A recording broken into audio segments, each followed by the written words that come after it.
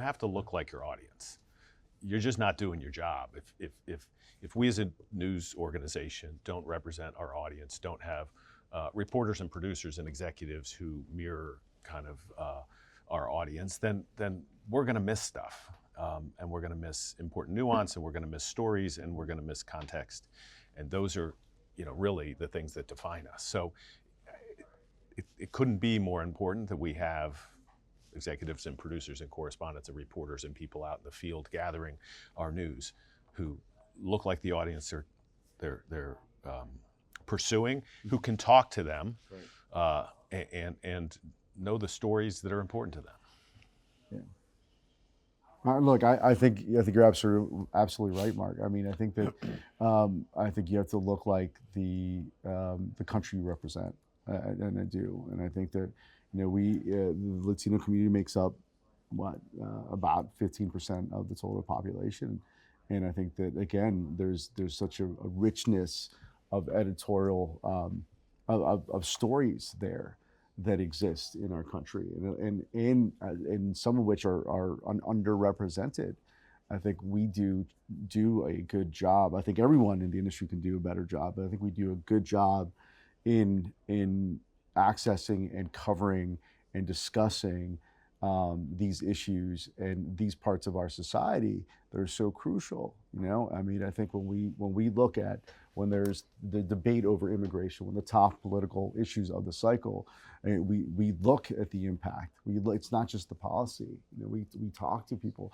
Ed and I went to Guatemala to find out about the roots of migration. We spoke to indigenous communities. We've done that legwork to accurately and thoroughly depict these important issues of this important community. Yeah, and it took having the ability to say, well, I've got family there. Right. You are bilingual. One of our cameramen is bilingual and has worked in that region. And we had executives in place like Ingrid. Right. At the time you were in LA, but who said, yes, why wouldn't we do that? And why wouldn't we take advantage of the competitive edge we had in doing that? It was an all Latino team. It was. Yeah. And I think my approach to this increasingly is, yes, you have to have people who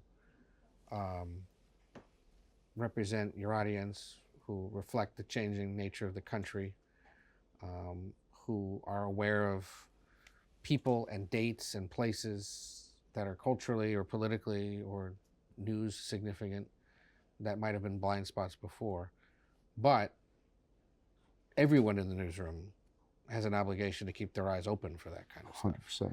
100%. And it can't be put on the backs of those who are brown to only worry about and be the guy worried about brown issues or people or places. Yes. It can't be on the black reporter to always be the guy that gets turned to deal with issues. And right now, I would argue, it shouldn't just necessarily be, women worrying about the abortion issue.